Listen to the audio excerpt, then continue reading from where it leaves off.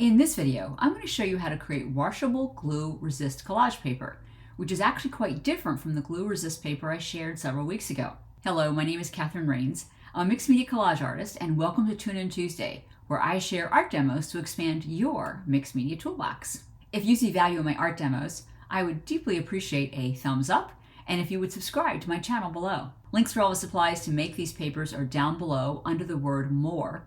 And you might also want to check out my free 5-day online workshop, Collage Kickstart, where I teach you how to use all the collage papers taught during Tune In Tuesday to make fabulous collages the very first try. So let's get into creating washable glue collage papers.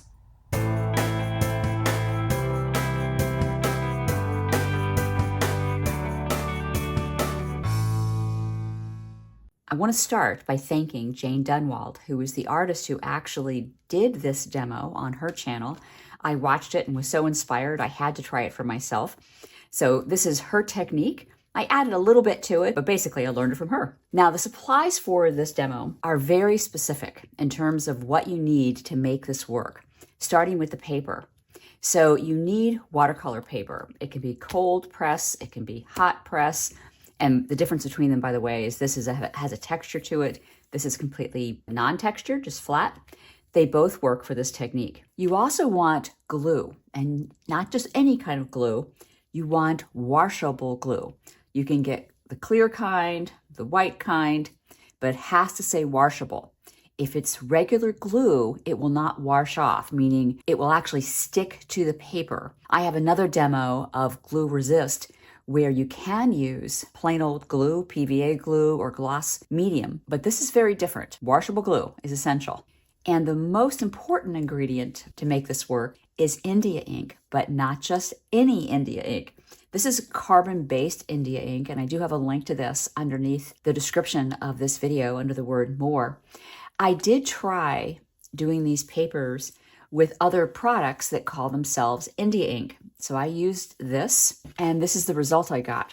I mean, interesting papers, but what I'm looking for is this result, which you only get with a carbon-based India ink. I also tried other versions of India ink. This is Bombay Black India ink. This is a Speedball India ink. Neither one of them work. They produced results like this. And if you can see this, the glue actually did not come off, and the India ink did not seep into the paper. Now, part of the reason it didn't seep into the paper is because the paper was very lightweight paper. This was a lightweight mixed media paper. I did try this method with other heavyweight papers, and I got marginal results. These aren't bad. So I think this is a heavyweight mixed media paper. This is a Bristol paper. This is also a mixed media paper. But compare this to this, it's just a little bit of a difference. You know, the ink didn't seep into the paper near as much, so you don't get that really crisp, dark look. Where with this, the ink just basically permeated the watercolor paper. The other papers that work best if you don't use watercolor paper would be a Bristol paper or a mixed media paper of about 184 pound rather than the 100 pound. So we're going to start our experiments with a piece of cold press watercolor paper and washable Elmer's glue. And all I'm going to do is make just simple designs on here, make some swirls. And I'm trying to not make that glue really thick, because the thicker it is, the longer it's going to take not only to dry, but also to wash off, because this is washable glue. So when you wash it, we want most of that glue to actually come off with hot water. So the thicker it is, the harder it is, or more labor we have to put into getting the glue off. So I'm putting it on fairly thin, although you can see a little bit of depth there. Let's put a couple of little small things in the little cracks here. That should do it. Now the paper's curling a little bit. That's perfectly fine. That's because it has some wetness to it. So we're just going to put this aside. It needs to be thoroughly dry before we do the next piece. Let's also do this, just for comparison's sake, on a piece of hot press paper. So this is cold press, hot press watercolor paper, and see if there's any difference. So again, let me just make a little bit different design here, trying not to make it too thick. because again, the thicker I do it, the longer it's going to take to dry, and the harder it will be to wash off. And when I say harder, it just means it will take more time. So I'll have to put it under warm water longer. So this is a little thicker than I want, but it really has to do with how fast it's coming out of the nozzle, the bottle as well. These are very organic circles. In many cases, they're not really circles, they're kind of shapes. Okay, I'm gonna let these dry. And while they're drying, let's try one more technique using a washable glue stick. Same product, it's just a glue stick. We're gonna start with a piece of cold pressed paper. Now I've gotten a stencil out, this is one of my favorites with just a repeat pattern of holes. I'm gonna take my washable glue stick and I am going to fill in the holes with my glue stick. Now this takes quite a bit of this glue stick, just so you know. It goes down really fast because I am filling up the holes with the glue.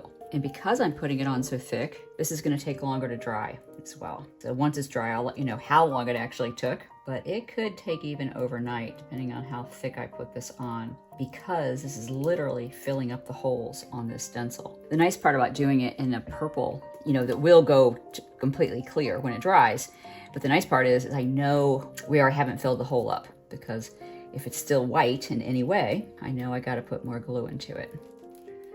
So I'm just double checking to make sure each one of those holes is completely filled, meaning it's completely purple.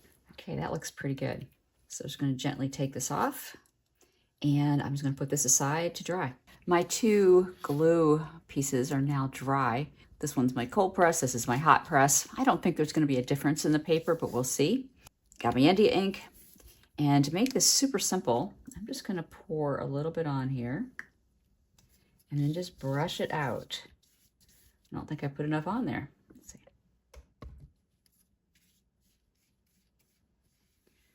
I'm not going all the way to the edges, only because I'm trying to protect my table from getting India ink on it, but I am covering all of the glue resist, or should I say the washable glue, which is a glue resist. It's just a washable glue resist. So now this needs to dry completely. India ink doesn't take long to dry.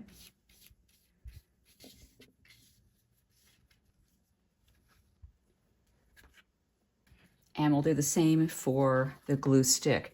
Now there's still a tiny bit of trace of purple, which means it's not completely dry, but I'm pretty sure we're okay.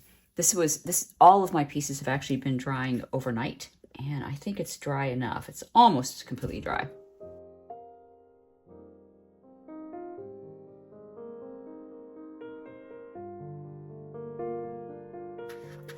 And off camera, I will do the second one like this. This one's the cold press, and it is curling, but it will completely go down once it's all dry. So I'll do the hot press off camera and wait till these dry. I have a dish full of very hot water. This is my hot press piece here. I'm just gonna submerge it in water. Hopefully it's not too hot for my hands to go in this. So I'm gonna use a sea sponge here, just very gently wipe this off. Now, if I was in front of a sink, which is how I usually do this, I would just run water over it and just push my fingers around where I put the glue to get it off, but I can't bring you to my sink and film. So this is coming off very easily. I do recommend using a sea sponge or something very lightweight to do this. By the way, your fingers also work really well. It's just this water is quite hot.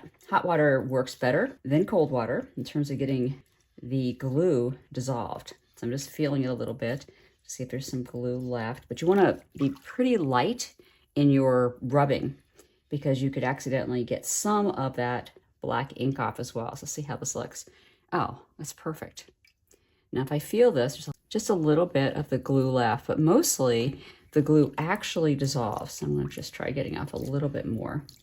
So that is perfect. Now I can feel a tiny bit of that glue left. So ideally you want the glue off, because glue in general, particularly Elmer's glue, is not archival.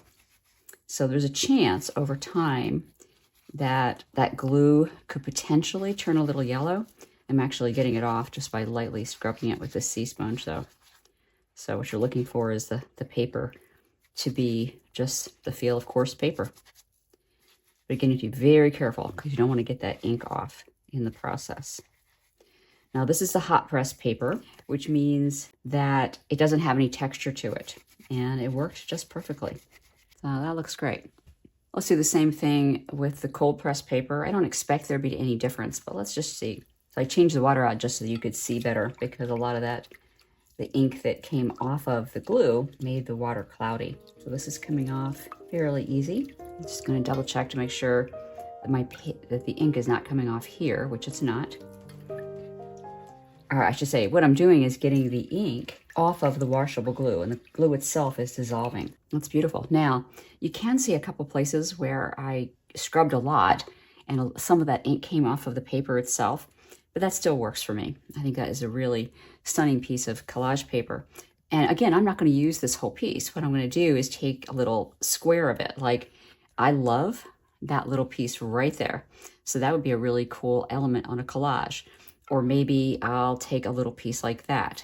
So, and then let's do the same thing with our glue stick paper. I'm gonna try just rubbing it off a little. Wow, comes off really fast with my hands here. But again, it's very hot water, so I'm not gonna be able to keep my hands down there for very long. But let's see how much I got off. I got a lot off just with my fingers. The finger method really is the better method, because you don't want to rub off the ink off the paper itself. You're just trying to get the ink off of the glue. And that is already almost good just by itself. So I'm gonna just lightly do this. I'm very lightly putting it on top just to get some excess. Yeah, I love that. So I am gonna rinse this off under the faucet just to get anything, probably do it right here, any other residue off of here. Some of this is just the runny ink. So I did run this under the sink just for a minute under hot water, and you can see some of the purple coming back, which means that's where I need to get the glue off. So I want to continue running this under hot water in my sink and get all of that glue off. I can even take it off with my fingernail, but again, I want to be careful because I don't want to get the black off. And glue-free, love these. Now this one is dry, and once dry, I realize I've still got a little bit of glue left, and the way I can tell, it's a little bit of shine right there. That's actually sticky glue. So I will actually put this back under the water, because I really don't want the glue to be there, because potentially that could over time turn yellow. And that's a wrap for this week.